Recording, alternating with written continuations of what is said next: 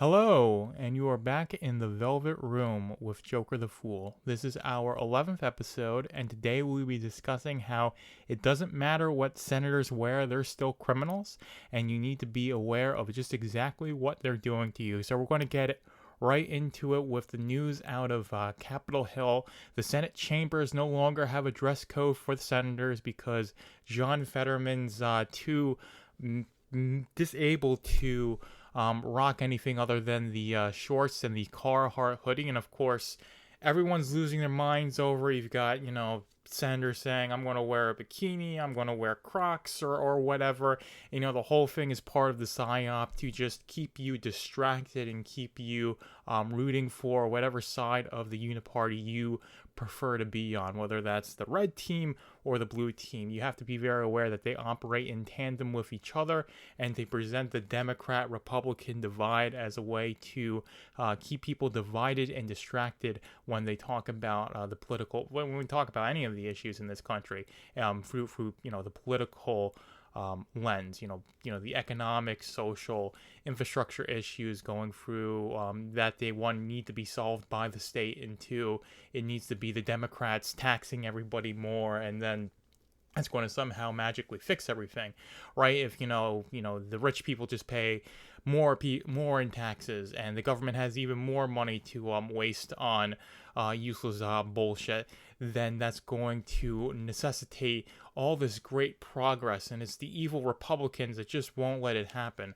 right? They want you to be in that mindset, or the other mindset where the Democrats are the source of all the problems in the world. And if Trump gets back in office, or DeSantis gets into office, then, they're going to drain the swamp and fix everything, when that's going to be far from the case. The state is the issue, the state is the problem, and that's going to be the truth regardless of whose ass is in the seat or what they are wearing. So be very clear that John Fetterman's unfit for office.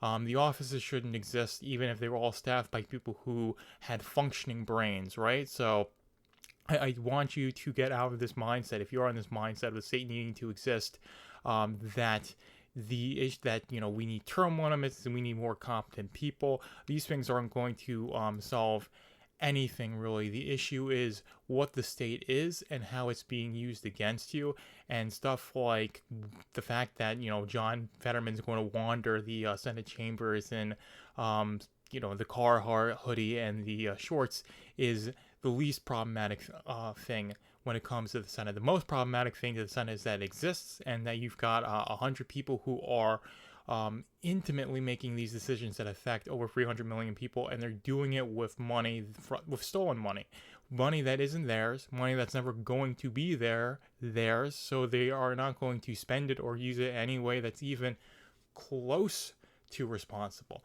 And this is why you're going to run into so many problems with relying on the state to do anything. This is why tax money always gets wasted on all these things. It's why you have all these fraud going on. Just ask, believe his name is Bob Menendez. This is another thing that happened in the Senate, is that Bob Menendez has been accused of accepting bribes, gold bars, nice cars in his home, and this was using the position of the Senate, of being a senator, to enrich himself, which is par for the course for basically any politician. You look at when you get into public office, just how much the average person's net worth increases. Nancy Pelosi, Dan Crenshaw, all these people who do this insider trading with the fact that they've got the foresight of the regulations that they're going to pass and how that's going to affect the stock market, so they can finagle and finesse the stocks to do what they want.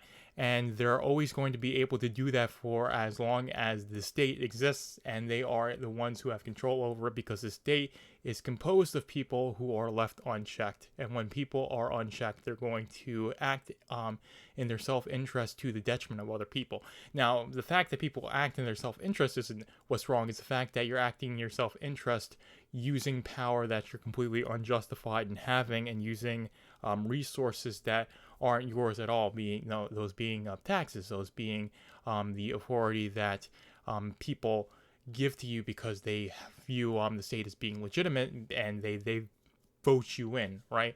That's the issue there. The issue isn't that Nancy Pelosi acts in her own self-interest and does insider trading, or Bob Mendez accepts bribes. Is the fact that they are in positions of power where when they do those sorts of things, it ripples out and it degrades the position of the average person through higher taxes, through the Fed keeping on doing what it's doing, through all these sorts of things. And I guess we'll go into the next thing, and that you need to be aware of not only what the state is doing to you, but the fact that the state and the corporations are working in tandem to keep everyone sedated, keep everyone in this matrix-like state, as in, the Matrix is basically harvesting humans for electricity. That's the movie of the Matrix, and basically turning everyone into batteries. That's essentially what they want you. They want you to be just smart enough to do all the paperwork and keep all the machines running, but stupid enough to not realize what's going on, and to go along with it, right? And you need to realize that is fundamentally what is happening. The food supply is absolutely poisoned in this country. You've got the economic degradation of the average individual in terms of how much debt they're collecting, how worthless their money is, the opportunities that are being outsourced to all these other countries, because we have to live in this global society, which means that instead of having manufacturing and labor be in this country, and we're relying on the American worker to do everything that's essential for this country, we're outsourcing to China and India and Indonesia and these other countries where the labor is much cheaper. They can save money by having cheaper labor and shipping everything across the world on boats and all these sorts of things that makes the economy globalized, and these supply chains bloated and basically very prone to collapse, right? So you have to fundamentally realize that we are moving towards globalization. That's what the WEF wants. That's what the UN wants, is we want to live in this global unigovernment world where we're all answering to the great Klaus Schwab, who says, you're going to own nothing and be happy. You're going to be locked in a pod, and you're going to, eat bugs and have to Uber to get your car. You're going to need carbon credits to take an Uber so you can go to another pod and work to get enough carbon credits to keep your pod running for the week, right? Something along those lines. That is essentially what we're moving towards, and it's a very slow burn, right? And they're speeding things up because I think I've talked about this in Hump Day Potpourri, that Trump was a wrench in the system of doing this, that Trump was not supposed to win in 2016, that the culture war wasn't supposed to at all go the way that it has been going in terms of freedom-minded people making serious gains, right? Using the parallel economy, the fact that the internet has been able to decentralize so many traditional means of providing culture to people, and that's had a profound effect on the culture. The independent scene is bustling and booming, and it's basically unable to be stopped. You have the rise of citizen journalism, right? So people aren't dependent on CNN and MSNBC, who, the legacy media institutions that peddle nothing but the corporate state-funded narrative, and that just is something that people are more and more tuning out from, and they're tuning into people like Tim Cass and Six Hexenhammer and people on Gab and Rumble. Russell Brand too. That's why they're coming after him so hard, is that they're telling you to unplug. They're telling you what you're not allowed to know, right? And also, we've got stuff like WikiLeaks. That's why when WikiLeaks was getting big, it's like you're not allowed to read it. It's illegal to read WikiLeaks. That's why Chris Cuomo said that, is because they are scared of the fact that now more than ever, you can get the information that they do not want you to know. You can learn the facts that will set you free from thinking that these people have any legitimacy, that these people are good, upstanding citizens of the world, that they actually care or have your best interests at heart, when that is not at all the case. You have to remember that they are using the state, they are using the corporations as one toxic system that they both work in tandem with each other, and they are going to extract as much resources from the common person as possible, gather them up, and use it to enrich themselves.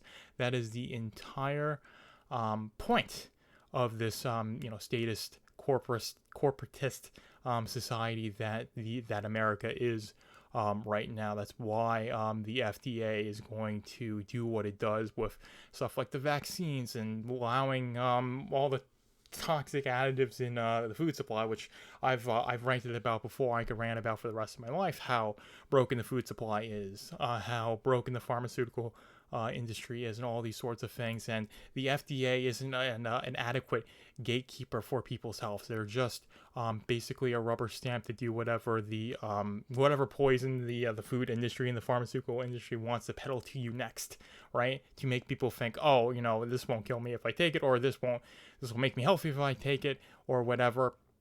That's really the entire thing about that. And this ripples out to basically anything. You look at the SEC, you look at the IRS, you look at the Fed, right? They are just there to keep a big complicated system that only the corporations can deal with, and that the individual and the smaller businesses will buckle under, and they will be absorbed by the corporations, right? And when everything's running on the corporations, they run in tandem with the state, and it's part of centralizing everything to governments that can then be centralized by the UN and the WEF. And once that happens, then there is just complete control, right? You're going to be living in the pod, you're going to be eating bugs, you're going to own nothing and be happy. And you're going to be happy because your mind is going to be constantly assaulted with things that just stimulate that dopamine release. And that's what a lot of people are stuck in with.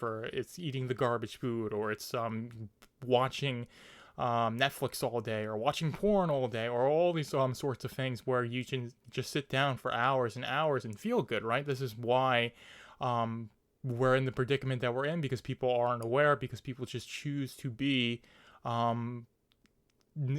addicted to their vices. And it's very hard to get out of those negative feedback loops and to get into positive ones, right? Especially when we're not dealing with the bread and circuses of the Roman Empire. We're dealing with having a device in your pocket you can pull out any time, and you can basically just stimulate a dopamine release, and you can do it for much more sustained, much more engaging than what we had in the past in terms of being able to entertain and to placate the common person. So you need to be aware of these sorts of things. You need to disengage and disconnect, go outside and touch grass, have some sort of routine where you are engaging with things that are healthy, with things that make you better off person, physically and mentally. This is why meditation is important. You want to desensitize from all these sorts of things. And I'm not saying, you can't ever enjoy yourself or be leisurely or any of these sorts of things. But the first step is to know that